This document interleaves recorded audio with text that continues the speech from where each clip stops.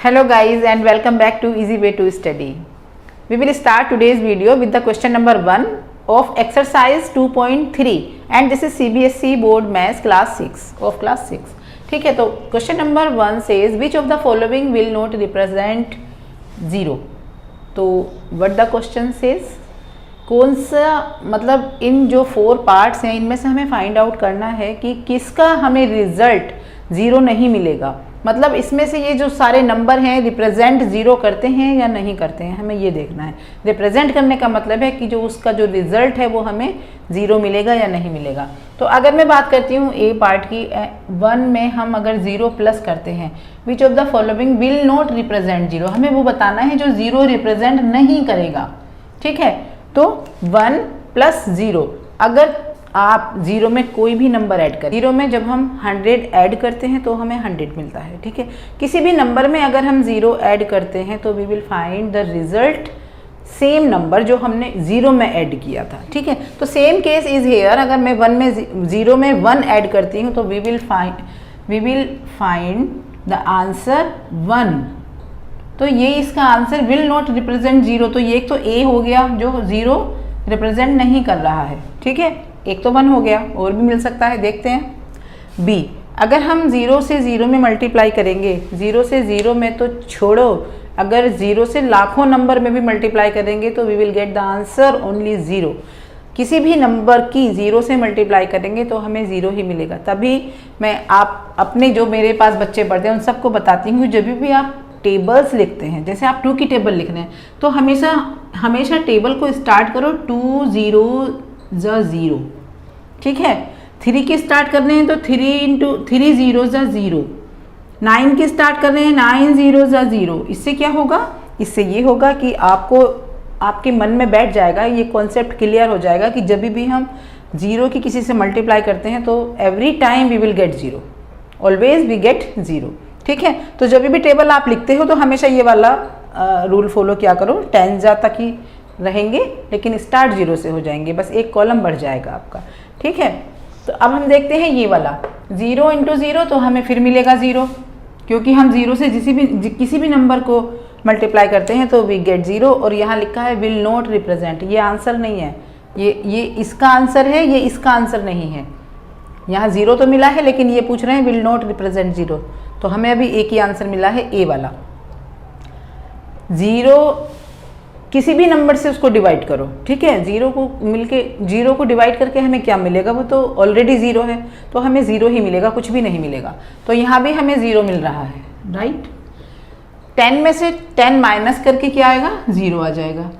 Again 0 को divide करो, किसी भी नंबर से कर दो आप, चाहे 1 से कर दो, चाहे 0 से कर दो, चाहे करोड़ नंबर से कर दो, ऑलवेज वी विल गेट 0। तो यहाँ भी हमने 0 ही पाया। तो ओनली ए पार्ट है जो कि इस वाले क्वेश्चन का आंसर है, will not represent 0। A part 1 + 0 will not represent 0।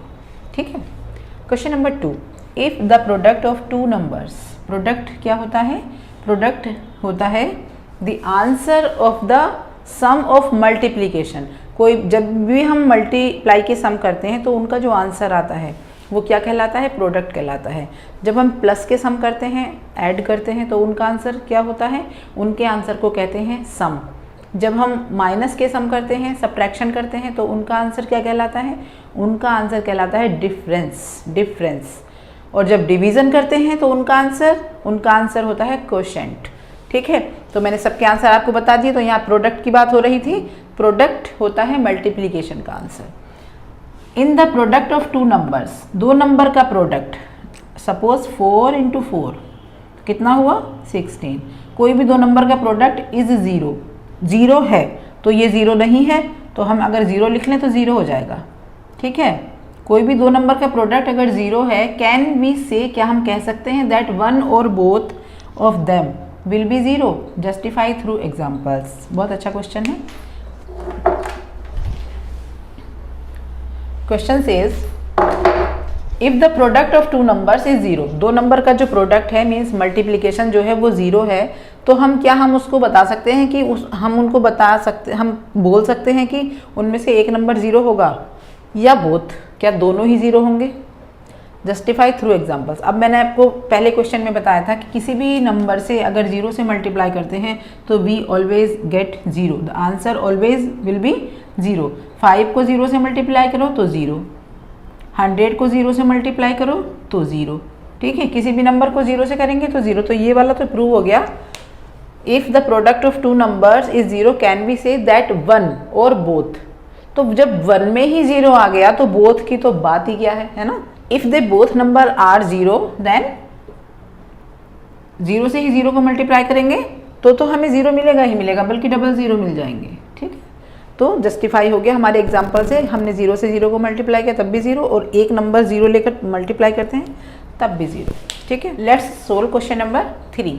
If the product of two numbers, product दो नंबर के मल्टीप्लीकेशन का answer that is called product, ठीक है। If the product of two number is 1, अगर मैंने किसी नंबर से प्रोडक्ट 1 कैसे आएगा, किस किस नंबर को हम मल्टीप्लाई करें कि 1 आएगा? क्या 5 और 5 को मल्टीप्लाई करके 1 आ जाएगा? क्या 9 और 9 को मल्टीप्लाई करके 1 आ जाएगा? क्या 100 और 1 को मल्टीप्लाई करके 1 आ जाएगा? क्या 1 और 0 को मल्टीप्लाई करके 1 आ जाएगा? अब आपको बताना है कि किसको मल्टीप्लाई करके 1 आएगा। कैन वी से दैट 1 और 2 both of them will be 1? क्या उनमें से एक नंबर 1 था? चलिए मैंने एक नंबर ये 1 लिया तो हमारा 1 नहीं आया। हम अगर यहाँ 1 ले लेते हैं तब भी हमारा 1 नहीं आएगा, यहाँ पर ये गलत आंसर है, ठीक है। तो हमें क्या करना होगा, 1 को 1 से ही मल्टीप्लाई करना होगा, then we will get only 1, ठीक है, तब हमें 1 मिलेगा। Can we say that 1 or both of them will be 1? 1 or both, क्या एक नंबर 1 होना चाहिए या दोनों ही 1 होने चाहिए? तो जैसे वहाँ पिछले क्वेश्चन में था कि अगर एक 0 होगा तो भी आंसर 0 मिलेगा, प्रोडक्ट हमें 0 मिलेगा, और अगर 2 0 होंगे तब भी हमें प्रोडक्ट 0 मिलेगा। हम यहाँ ऐसा नहीं बोल सकते, क्योंकि अगर एक नंबर हम 1 लेते हैं और दूसरा नंबर हम कुछ भी लेते हैं, 1 2 3 4 5 6 7 8 9 10 11 12 13 14 15 कुछ भी लेते हैं तो हम 1 नहीं हमें मिल सकता, बिल्कुल भी 1 नहीं मिलेगा हमें, ठीक है। क्या होगा, हमें 1 ही लेना पड़ेगा, अदर नंबर भी, तब हमें 1 मिलेगा।